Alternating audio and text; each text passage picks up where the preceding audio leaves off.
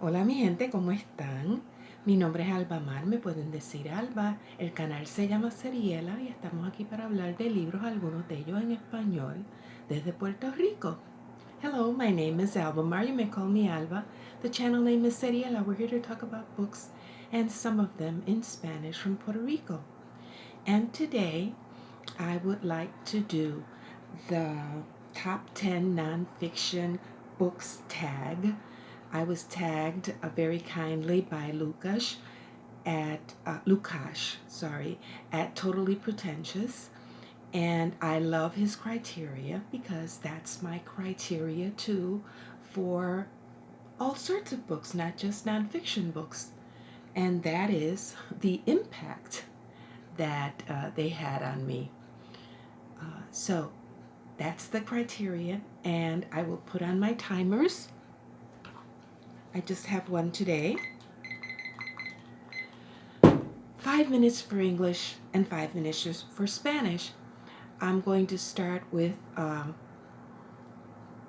Puerto Rican and Spanish nonfiction books.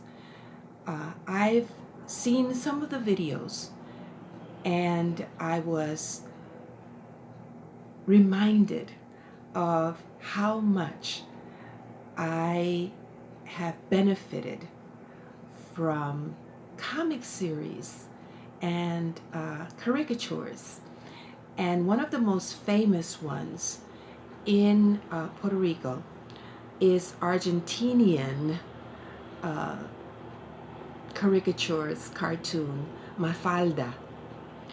Mafalda is a little girl who is very, very wise, and she was created by Kino. His name is Kino, and she is known around the Spanish-speaking world, and has some very, very insightful and incisive comments about the world, about Argentina, about family relationships, about friendships, about every subject in the world. I used to have the whole collection, not anymore, but I will be getting to it. Then I've shown you this before, Cómo piensa el colonizado, How do colonized minds think, by Jesus Ortiz Torres. He is an art professor, an artist, a caricaturist in Puerto Rico, and he has written 2 books about all sorts of situations in Puerto Rico, mostly having to do with our colonized mentality. And they're tremendous. I owe you a video on Jesus Ortiz Torres. And then another one. This is out of Mexico. This is Rius. Rius was the first one who I read who had a series of historical figures for beginners in this graphic form, and he is very big in Mexico, and this one has to do with environmentalism in Mexico, how to end a country without outside help, by Rius. Yeah, I read this one, and it was very eye-opening about how some industries have been destroying the land and the environment in Mexico. And then, you've seen this before. This is a very pivotal book in my development of Puerto Rican history, my consciousness of Puerto Rico as being a colony. Manuel Maldonado Denis, Puerto Rico, una interpretación histórico-social. This is available also in English, if I remember. I will link it down below. One of the best books. I was so excited when I saw that Professor Jose Lee Borges, who is of Chinese-Cuban extraction and was raised here in Puerto Rico, and he is a professor at the University of Puerto Rico. When he wrote The Chinese in Puerto Rico, Los Chinos en Puerto Rico, I was very much excited because the Chinese community here in Puerto Rico is very different from the Chinese community elsewhere in the world. For example, we don't have a physical Chinatown. No. Yeah, that's just one of our distinctions. And the history of how the Chinese got to Puerto Rico was fascinating.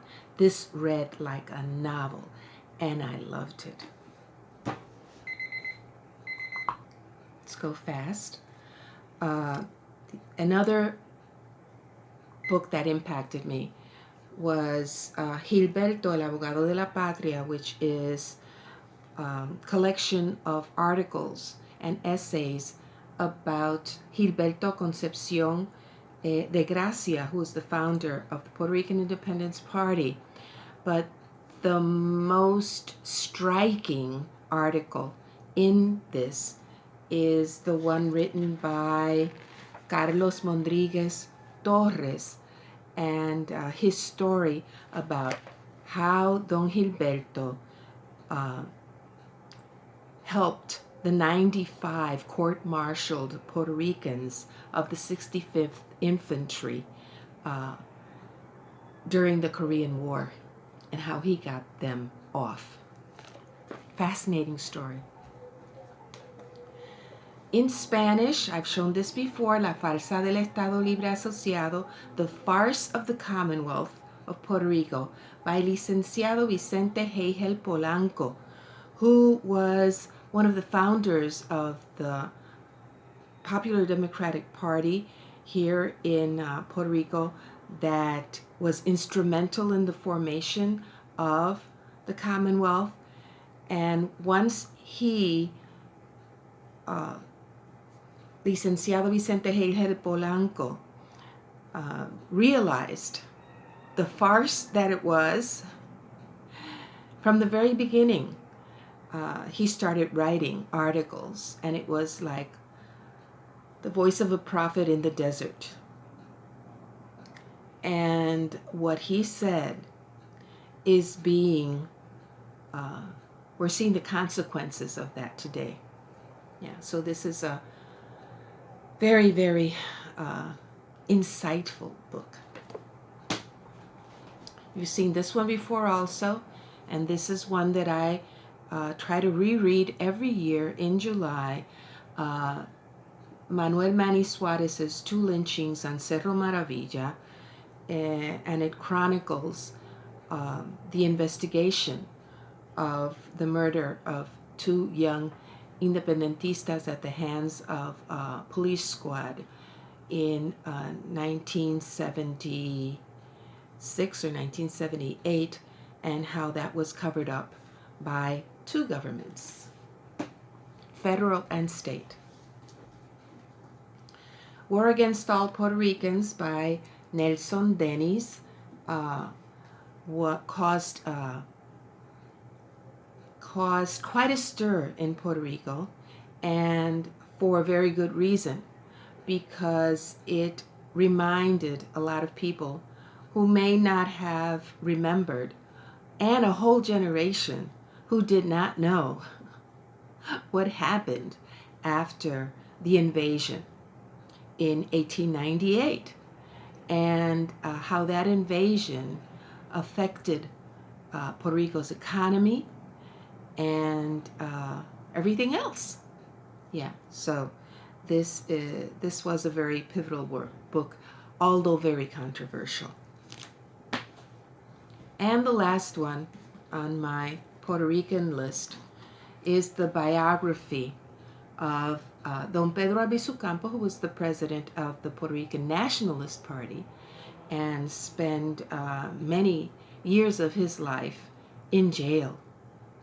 Yeah, but his life was very inspirational, and this book taught me so much about Don Pedro's humanity.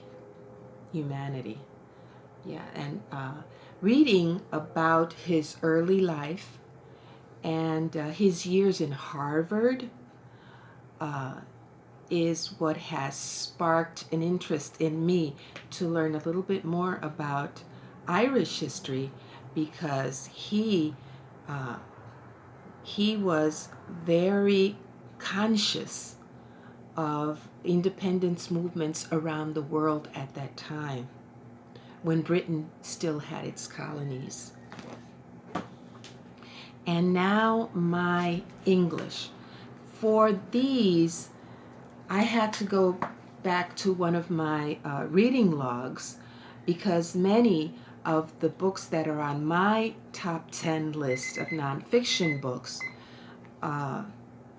were read in the New York Public Library system, in Brooklyn or in New York. I have a few here, but the rest, I have a few physical copies here, but the other ones I will show up there.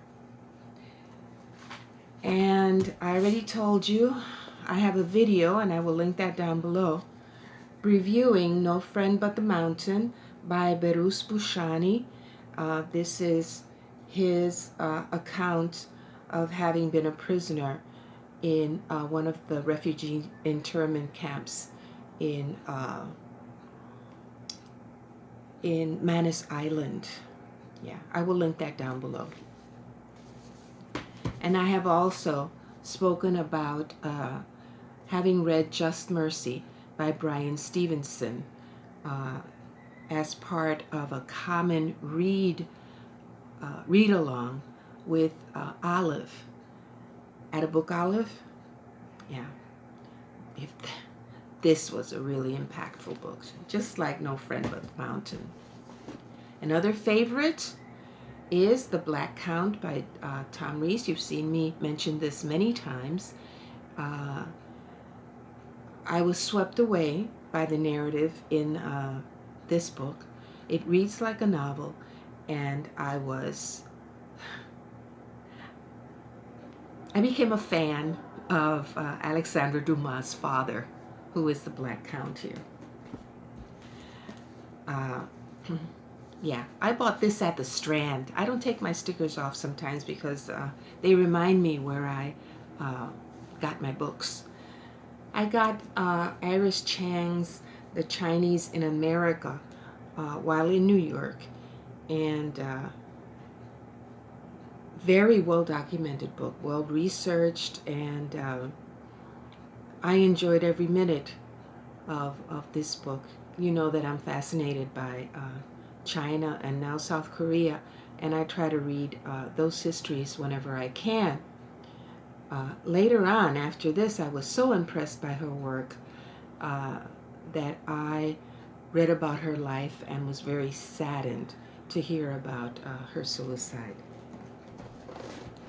Another book, I read this from the library in New York, Karen Armstrong's Jerusalem, but after hearing her mentioned so often, for example, on Britta Bowler's channel and other channels here on BookTube, I decided that I wanted to reread it, so I ordered it.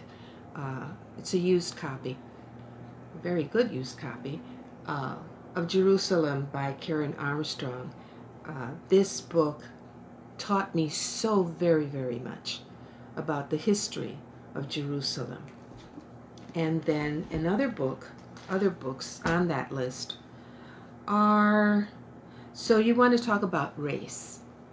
And I mentioned that book last year, I think it was. And what impacted me about that book was that it forced me to look at my own privilege. Yes, you might not think I have privilege, but I do. and I recognize it. A very beloved book, I really enjoyed this book, is The Bending Cross, which is a biography of Eugene Debs.